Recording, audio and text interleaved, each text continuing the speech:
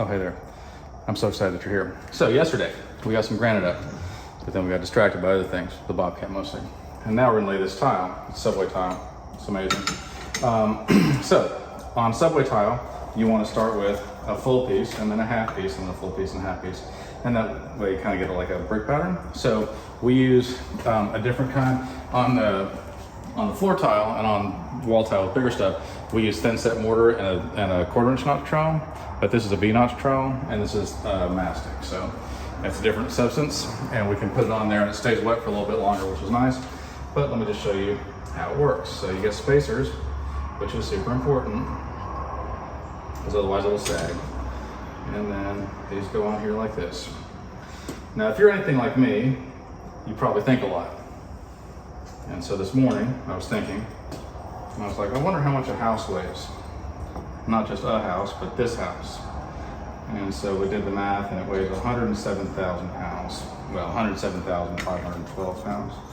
And I think that factors in for air, but full disclosure, if there's a lot of humidity, then the air weighs more, at which point you have to add like another 3 pounds or something like that from the water that's in the thing. But I don't know if you count that. What do you think, Drew? You think you count that or not? Sure.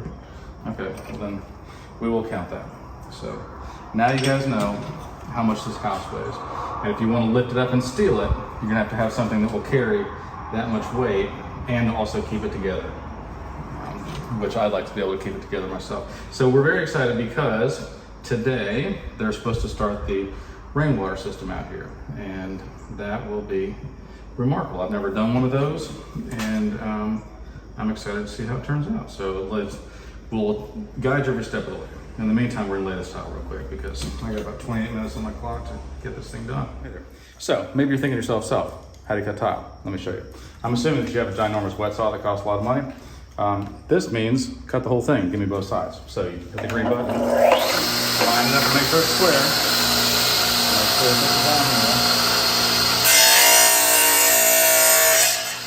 Boil up, or however you say that word. Now, that's a straight cut. This one, we have to cut a notch out. So different.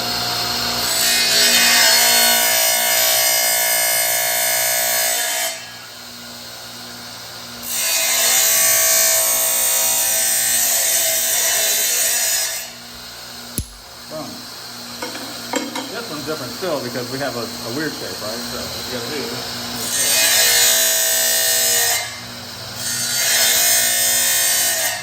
now, this thing has like a plunge setting.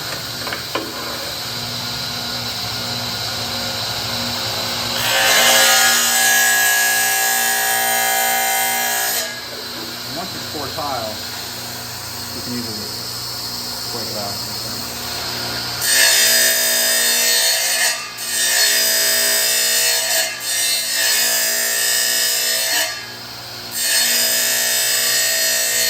I forgot to bring my nippers, so I'm a little bit disadvantaged.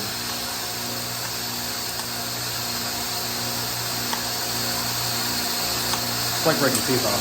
Now, you have to be really careful not to get your hands too close to this. But sometimes you want to like clean off. But here, get real close to this. I'll show you. Here you're safe, right? But also here you're safe because, like magic, a wet saw won't touch it. Oh, hey there. So, we have Steven here, and he is a water wizard. Come closer. I want you guys to experience this. I've never done it. I've been building for 34 years. I've been on this planet for almost half a century. And half a decade would be very young. I'd be like, I'm ready for kindergarten. Half a century and half a decade. Yeah, no, I'm not. I'm 49. So, I've never seen this, and I'm so excited to see how it works. So, tell us about rainwater harvesting and how it works and what the steps are. So what we're doing right now is we're starting to level up the pad that the tank is going to go on. The tank holds the water that's collected from the roof. We put in a series of pipes that carry it from the roof over to the tank. And we have to make sure that the pad for the tank is very level. Otherwise, we end up losing capacity. One side of the tank, it's too low, the other. So it's really important to make sure it's level. But we'll put the tank up here, collect all the water, bring it to the tank, pre-filter it. So you've got to make sure that you don't have a bunch of dirt and leaves and debris in the tank. So and dead squirrels. Dead squirrels are terrible. Ugh. So once it's stored and clean, We then put in a pump system. The pump and filtration is going to go in this building here, and that's going to pull the water from the tank and sanitize it and bring it up to potable drinking water standards. And then from that pump system, it'll be sent to the home, where it's going to be used at the kitchen sink, in the shower, all the water in the home. So it's just like turning your tap on and you get pressure. Inside the home, you don't know whether it's city water, rainwater, etc. with regard to the pressure, but the quality of the water from the rainwater is going to be a lot better than well or city water. Tell me why. Well, because rainwater is a much cleaner source to start with. Your city water is either going to come from a lake that has lots of animal feces in it and minerals and all kinds of things. Fish have sex in there. Your well water comes from the ground. While it's a lot cleaner than lake water, it's going to have a lot of mineral content. Sure, yeah. Hard water, things like that. Less times Sulfur you get smell. odors and smells. So rainwater has very, very little initial contamination. Sure. So it's relatively clean water source to start from. It has no minerals in it, so it's going to be softer, wetter water. It's better at. I like wet water. It's good stuff. It's not going to foul up your appliances and your sink. You're going to use less laundry detergent. It's better water. I love it. And so after you do, how big is this tank? Like 5 gallons, 10 gallons? Yeah, about 10.5 gallons. Yeah. I feel like that's not true. 30,000 gallons is the reservoir here. We sized it based on anticipated demand for how many people would be living in the home and how much water they would use. You have to balance how much water they get in the area with how much water they need, how much roofs collection area you have, and so you take all those factors into account, and then you size the tank up accordingly. Now, I think people are scared by this. Okay, they go, how much does it rain? Blah, blah, blah. So how much does it rain in this area a year? Not enough. But on average. That's what most people say. It doesn't rain enough to collect. Right. So on average, DFW gets about 34 inches per year. Okay. And then how many gallons can we get off of this roof for every 1 inch of rain? So for every 1 inch of rain, what's the square footage we have over here again? Remind me. I roughly. think it's 2,500 over here, and then another 1,200 over here. So 3,700. So for 3,700,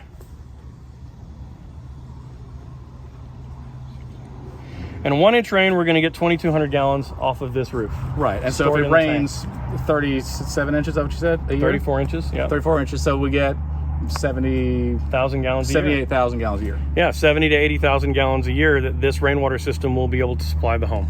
But how much water does the average person use, like in a home, a year? Just way too much.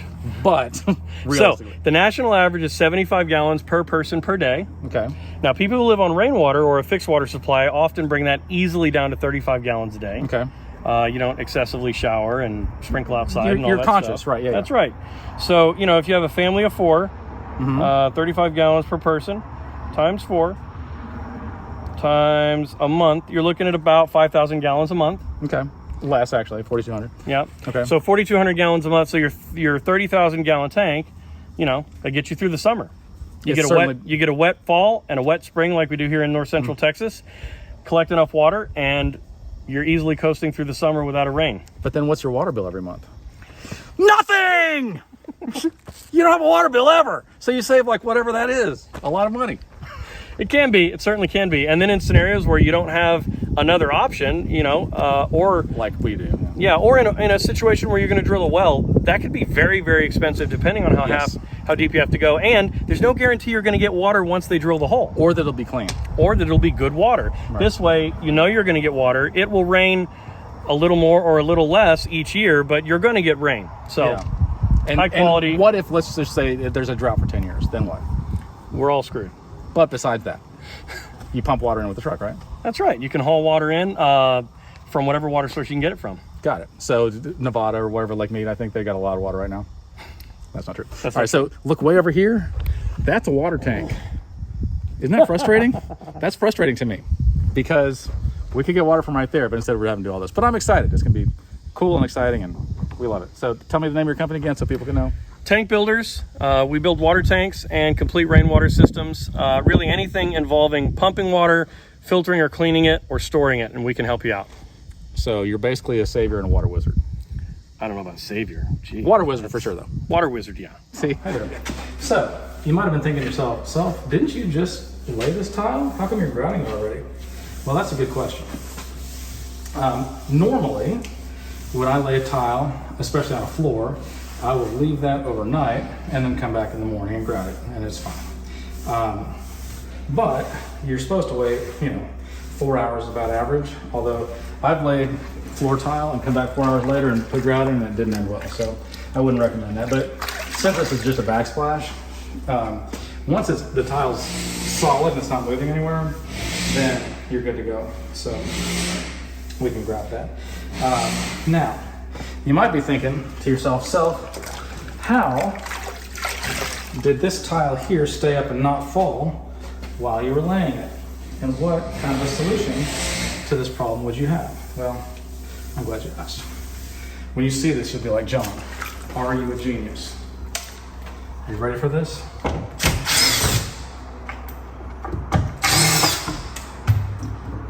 What manner of sorcery is this? Well, we could just put a board there and it holds this stuff up for a minute. Okay, so I want to tell you real quick about the conversion of, I believe it was John Wesley, but I could be wrong about who it is. But basically, this guy was a pastor, and he was coming across from Europe to America, okay? He was on a boat with a bunch of pilgrims, and then a huge storm came. This storm lasted for quite a while. While it's storming, it becomes painfully obvious that they're all gonna die. Like, there is no way they're gonna survive. This is gonna end badly. They're all gonna die. And this pastor is up in down in the boat, in the front corner of the boat, terrified for his life. Literally just terrified, just cowering. And the other people on the boat were Christians. And they were just like, thank God I'm coming home. They were like trying to forgive people. They were singing songs of praise. They were like, I'm going home to heaven. This is great. I'm not the least bit upset and I'm not afraid. And he came to them, he's like, why aren't you afraid? We're all gonna die. And like, because we believe in Jesus. And he goes, me too, but why aren't you afraid? And they're like, because we actually believe in Jesus. Like, we believe what he says. I think there's a lot of people like, oh, I believe. But then when death comes, then they're afraid. Or they're, people are sad for them or whatever. And I'm like, but you're going home. Like, you're gonna be in heaven. And why would you be afraid for that? Like, you're going home to your master's arms. And because of that, he ended up getting saved for real, even though he had been a pastor before that, which I know that seems backwards, but that's a very real thing. There's a lot of people that for a career or for whatever reason, they just decide I'm gonna be a pastor or a priest or something, but there's no real heart conversion in them. So he got the heart conversion and it changed his life. And he ended up preaching to the better part of the South. He was one of those that went along doing tent revivals and stuff like that. And because of that, the Bible Belt, is called the Bible Belt partly because of him. So anyway, good story. We're gonna keep on grouting.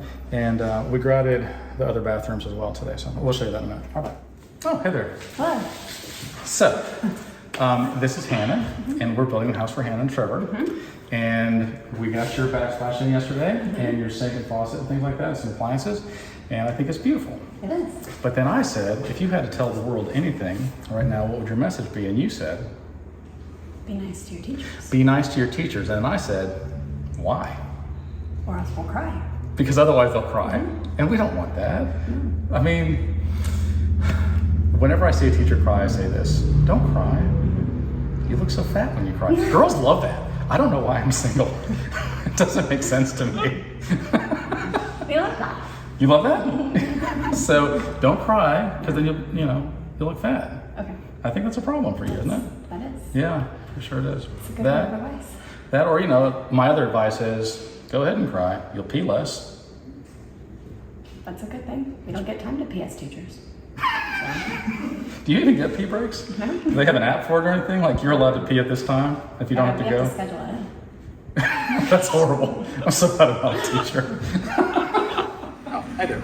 So, I'm here with Jake, and he builds this stuff, and he knows amazing things. He's basically a water wizard, like an apprentice water wizard, because I notice your beard's not as big as Steven's.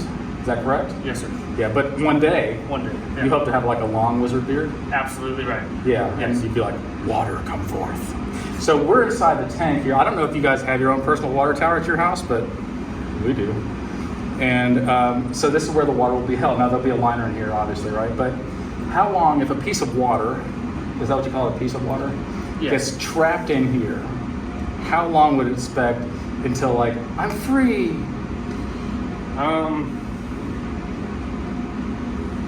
Pretty quickly. pretty quickly, unless it's not. Unless it's done right, and it wouldn't happen. Good point. But for an amount of time, the water will be like, I'm free, and it's in the atmosphere, and it becomes clouds and rain, but then it gets in here, it's like, uh-oh.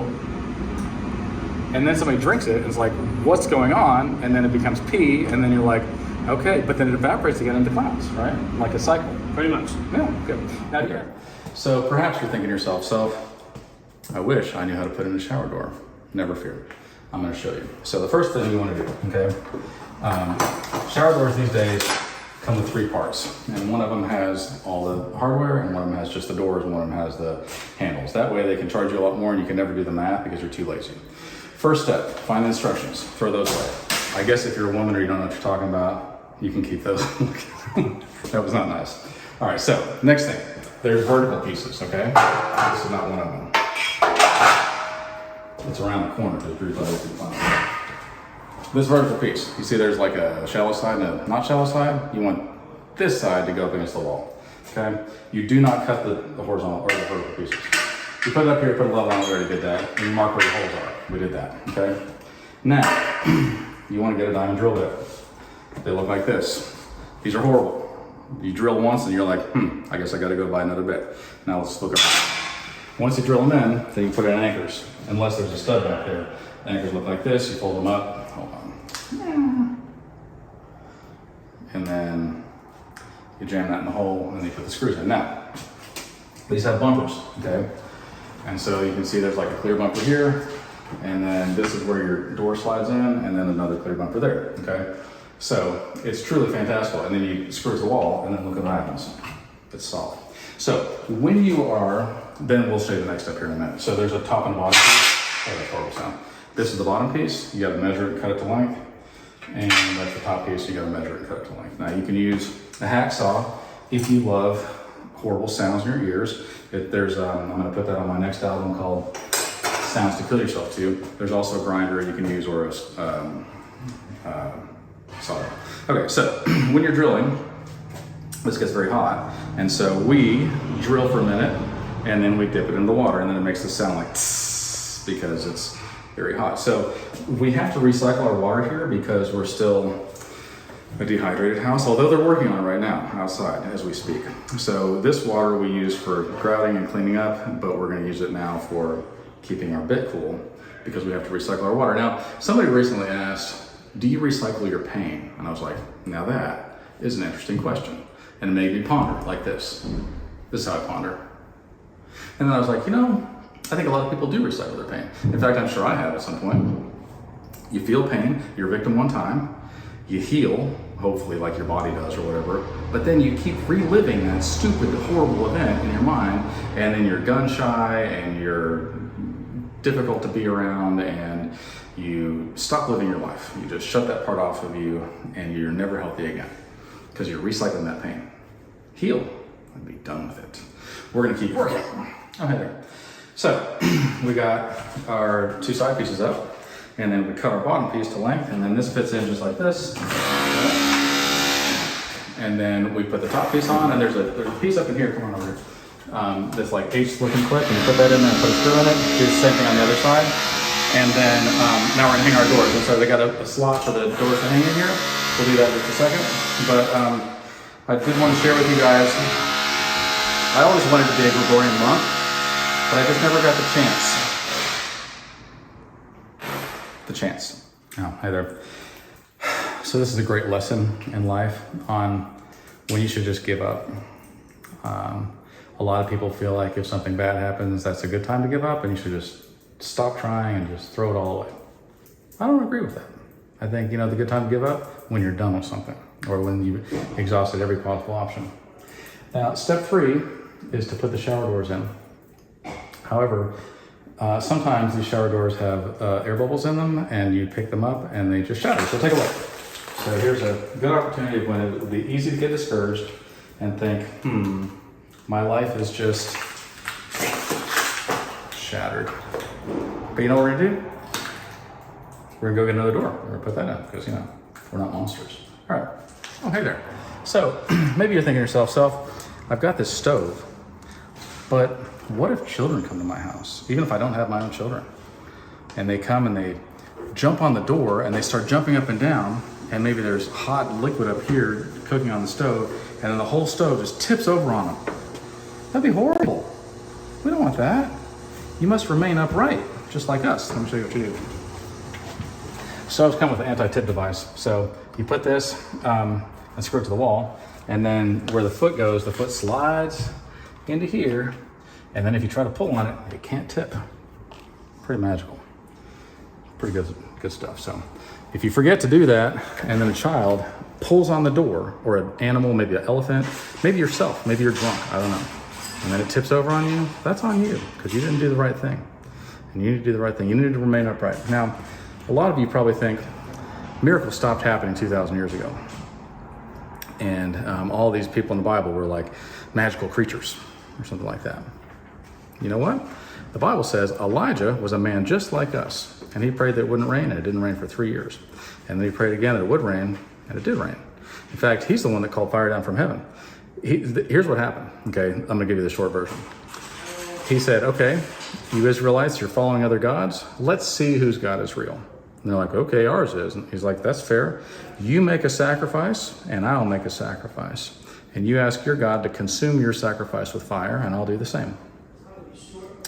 And so they did. They made a sacrifice. He goes, make sure it's good and dry. I mean, any little spark that he sends, I'm happy with it. Like, your God's real and I'm wrong. And that's that. And all day long, they were trying to call their God down. He goes, you know what? Maybe your God's on the toilet. Maybe he's taking a nap. I don't know. Whatever it may be. So look, I'll give you more time. Do what you need to do. They cut themselves. That was a thing back then too, right? They cut themselves. They did all kind of rituals. They chanted loudly and sang loudly and tried to get their God's attention, and nothing happened. And they're like, it's impossible. It can't be done. And it's like, oh, okay. Elijah was a man just like us, okay? Just like you and me. A normal dude, just going about his day. And then he says, God, I know that you're real. Please prove yourself to these people and consider. But before he did that, he's like, look, I don't want there to be any trickery going on here. So he dug a moat around the sacrifice, and he poured water on it, and he poured more water on it, and more water on it. He kept pouring water on it till the whole moat was filled up. And he goes, look, no trickery. Everybody sees that's water. There's no reason why this should, catch on fire. But I know my God's real. And so he's like, God, I know you're real. Please show yourself to these people. And lightning comes down from heaven, ignites the whole thing, consumes the bowl. That was the sacrifice. All the wood and all the water around the moat, all of it gone. And then he killed 400 prophets of Baal. He's like I said, my God's real and yours is not. And cleansed the whole country. Like, we're done with this garbage. It's not real, we're done with it. He was a man just like us. And so for us to go, I'm waiting for a great man to come. I'm waiting for a great woman to come and do something amazing. That's you. Do something amazing. Have some faith. All right, let me get back to this stove. Oh, hey there. So, we were going to get another shower door, but instead, we got super glue. And we put all the pieces back together. And then it looks like this. Clear as glass. It's really amazing. So, then you get this slid in place, which is really amazing. And remember those bumpers that we had? That's where the slots go for the door, and then the bumpers there and there. But now we need to have a handle. And so you can tell, it's got holes already made, which is really magnificent. And so what you do is you just take this off. And this is a screw. I don't know if you guys have ever dealt with screws before, but I feel like some people have screws loose, and I'm one of those people. So then that goes through this hole, and then this goes through into the hole on the other side. And then as if by magic, we're gonna have ourselves a handle. Yay. And then we'll put this piece in there too. And you'll be like, what? And I'll be like, I know, right? So many times in my life, don't look at that. Many times in my life, people have been like, John, you burn the candle at both ends. Stop that. I just want to make an announcement to everybody. I've decided to stop burning the candle at both ends. I'm just throwing the whole candle in the fire. I don't care. Like 100% of my time is going to eat up with whatever I think is important, with a blatant disregard for anybody or anything. And when people are like, can we compromise? I'm like, yeah, let's compromise a bit my way. That's not nice. It's not a nice thing to say. So, I can cross over here a little bit.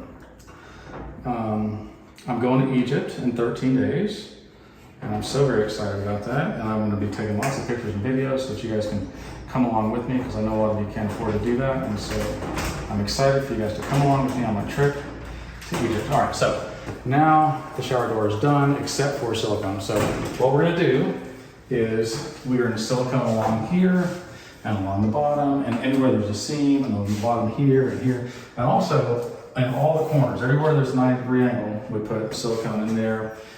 So what happens is houses move, okay, it just happens, and then this grout line will crack, and then water penetrates in there, and that's an issue. So you silicone that, and then if there's a problem later, when you see a crack or something, you're like, oh, my house isn't working. Put more silicone in it. It's not that hard. Okay, cool. Okay, there. So perhaps you're thinking to yourself, I love to wash my hands and brush my teeth, but you know what else I love to do? Look at myself in the mirror. And you look at the wall and you're like, the reflection's not that great. And you're like, ah, nothing. So then you buy a mirror. Here's the problem with buying a mirror. They're all used. Even if they're brand new, people still use them. They look in there and I'm like, how many images have been in this mirror already? I want only my image in there. It's not a bunch of nonsense. Okay, so first you want to find your studs, measure off, make sure you're level, and then put some screws in there. And then these things, if you look at the profile of that, the mirror sits in here. So you leave it a little bit loose so the mirror can get behind there and we tighten it up. So I'll show you how to do that in just a quick second. Now, perhaps you know somebody who's dealing with tragedy in their life. We all do from time to time. And you might be thinking, how should I deal with that, John? Please tell me. And the answer is this. When somebody's going through tragedy, they don't really want your advice. So when you see somebody going through a hard time, you go, you know what you ought to do? That's not what they want to hear. Nobody wants to hear that, okay? I'm sorry, it's true. You know what else they don't want to hear? Your one-up story. Oh, you think that's bad? What about this thing that happened to me? They don't want to hear that. They're going through a hard time. It's more than they can handle. You know what they need? They need somebody to listen, somebody to be there, somebody to be kind to them and love them, and that's it. And whenever you think, now is the time where I should tell them, you know, my story or whatever. Unless they ask for it, don't do it. They probably don't want to hear it. Just be kind to them, that's all. It's not that hard.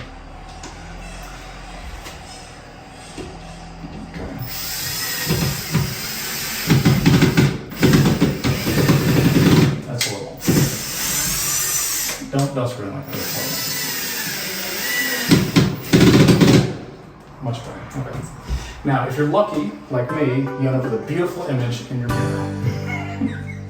I'm just kidding. It's probably gonna break in a second. It looks at me. I love you guys. See you later. Bye.